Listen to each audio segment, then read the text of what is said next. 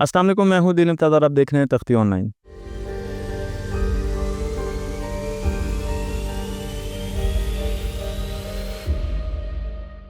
मरियम मज़रवक इस वक्त न्यूयॉर्क के एक अस्पताल में पिछले 30 सालों से बेहोश हैं, कोमा में हैं। उनके शऊर के बारे में डॉक्टर मुख्तलिफ बहस कर रहे हैं क्योंकि वो ये समझते हैं कि ना तो ये हिल सकती हैं, ना ही ये आंख झपक सकती हैं, ना ही ये किसी बात का जवाब देती हैं। इसलिए लगता ऐसे है कि इनमें कॉन्शियसनेस नहीं है, इनमें किसी किस्म की आगाही और शऊर नहीं है। डॉक्टरों की एक टीम ने साइंसदानों को बुलाया और साइंसदानों ने मारिया के सर पर मुख्तलिफ किस्म के इलेक्ट्रोड्स लगाए और उनके दिमाग की इलेक्ट्रिकल एक्टिविटी को मॉनिटर किया। और फिर मारिया से मुख्तलिफ किस्म के सवाल पूछे गए।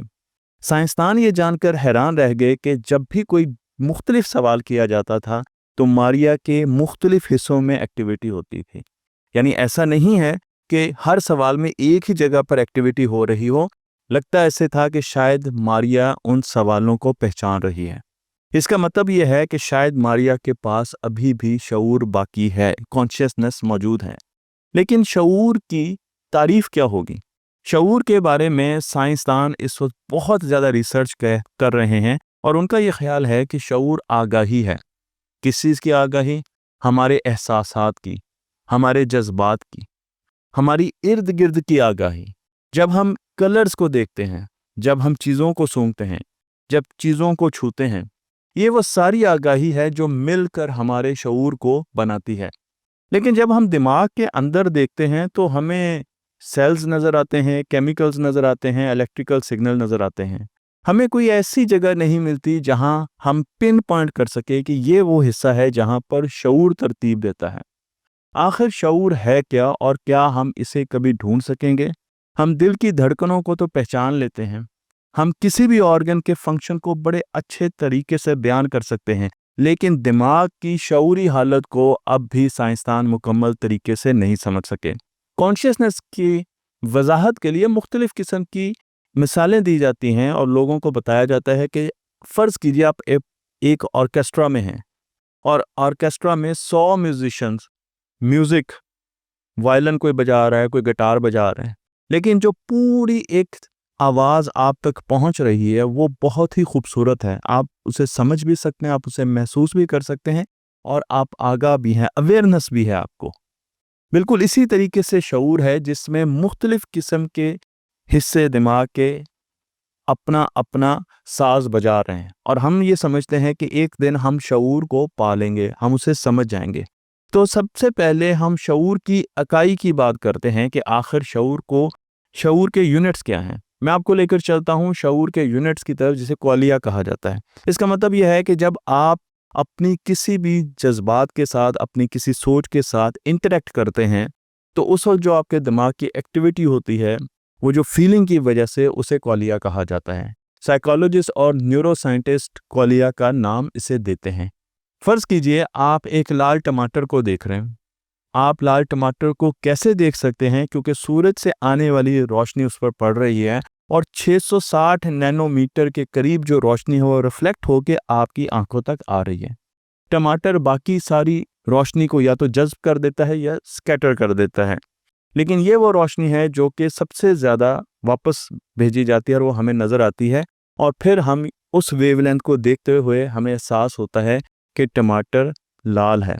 और जब हम उस रंग को देखते हैं और उसे फील करते हैं, रंग को देखना और लाल रंग को फील करना दो अलग चीज़ें हैं।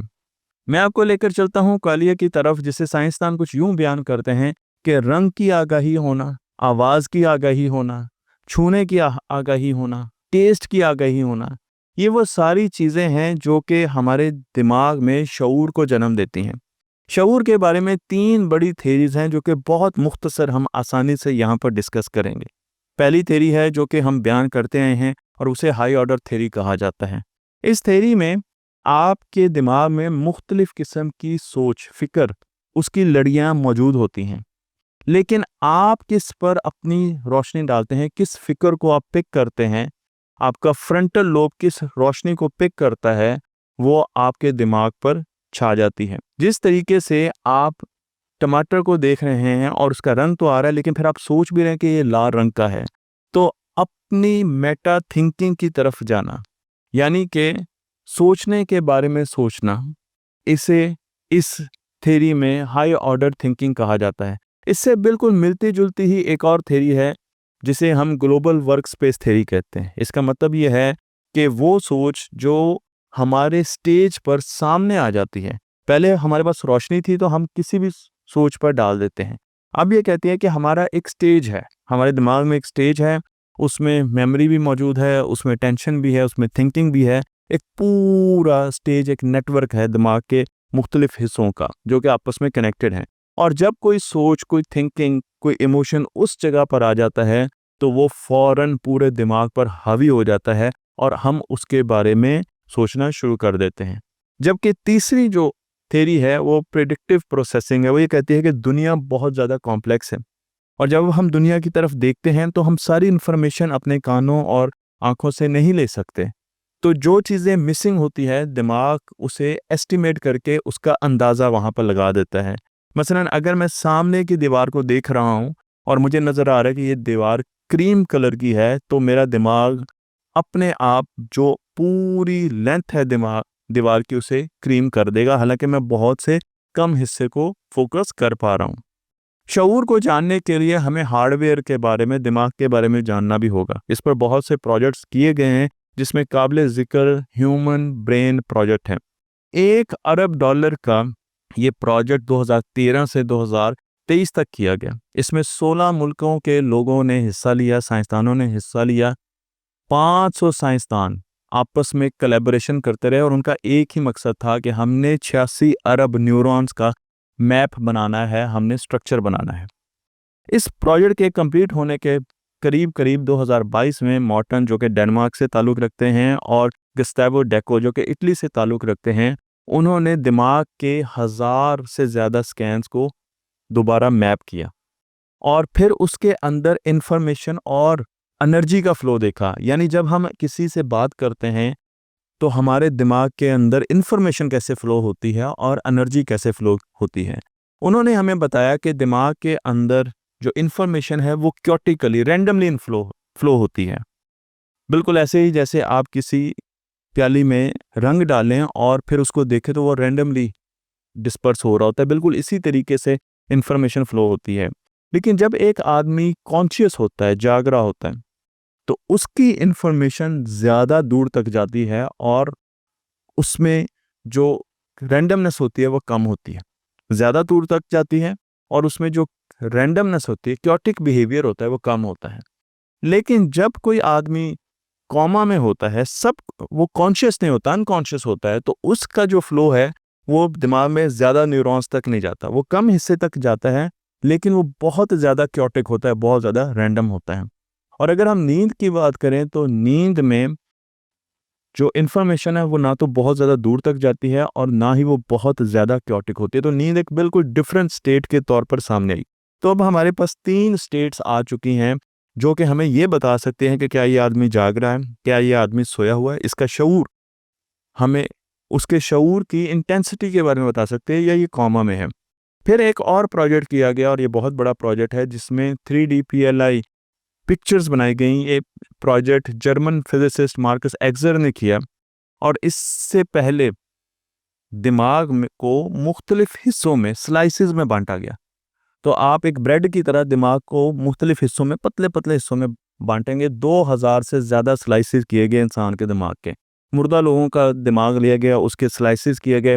एक स्लाइस तकरीबन 0.07 मिलीमीटर मोटा था। तो बहुत हज़ारों स्लाइसेस करने के बाद उन्हें पोलराइज्ड लाइट में देखा गया एक टेलीस्कोप के ज़रिए और फिर उसकी तस्वीरें खींची गईं। उनकी तस्वीरें खींचकर उसमें मुख्तलिफ जो न्यूरॉन्स थे उनकी कलर कोडिंग की गई इंफॉर्मेशन के पॉइंट ऑफ व्यू से। उसमें स्टडी किया गया कि न्यूरॉन में टर्बुलेंस किस तरीके से आती है और कॉन्शियसनेस कैसे एक जगह से दूसरी जगह ट्रेवल कर सकती है इन हाईवेज के ज़रिए। और जब पूरे दिमाग का एक इमेज बना लिया गया, 2000 इमेजेस बनाए, इन्होंने एक 3D मॉडल बना लिया है इंसान के दिमाग का। और इस दिमाग के 3D मॉडल में जो शाहराएं हैं उन्हें कलर कोड किया गया है और कलर कोड करने के बाद अब हम सेल लेवल पर जाके दिमाग में इंफॉर्मेशन को मॉनिटर कर सकते हैं और मॉनिटर करते साथ साथ हम ये देख सकते हैं कि दिमाग में इंफॉर्मेशन कैसे पास ऑन हो रही है, सेल कैसे बिहेव कर रहे हैं, न्यूरॉन्स कैसे बिहेव कर रहे हैं, उनका जो ट्रांसमिशन का नेटवर्क है वो कैसे बिहेव कर रहा है, और साथ साथ उससे हमें अवेयरनेस, आगाही कितनी मिल रही है। ये सब करने का मकसद यही है कि हमें पता चल सके कि इंफॉर्मेशन के क्योटिक होने का, रैंडम होने का और दूर तक जाने का या करीब रह जाने का मतलब क्या है, और शऊर इन चीज़ों पर क्यों डिपेंड कर रहा है। हम अब शऊर के बारे में इतना ज़रूर जानते हैं कि उसका कोई ना कोई ताल्लुक इंफॉर्मेशन के डिस्टेंस ऑफ ट्रैवल पर है और साथ साथ उसके बिहेवियर पर है कि वो कितनी टर्बुलेंट है। इसके साथ साथ शऊर और आगाही पर और कॉन्शियसनेस पर जितनी भी रिसर्च होगी हम आपको यहाँ पर बताते रहेंगे। मुझे उम्मीद है कि ये वीडियो आपको पसंद आई होगी और ये रिसर्च भी आपको पसंद आई होगी। तख्ते ऑनलाइन को लाइक कीजिए, शेयर कीजिए और इस इल्म को दूसरों तक पहुँचा दीजिए।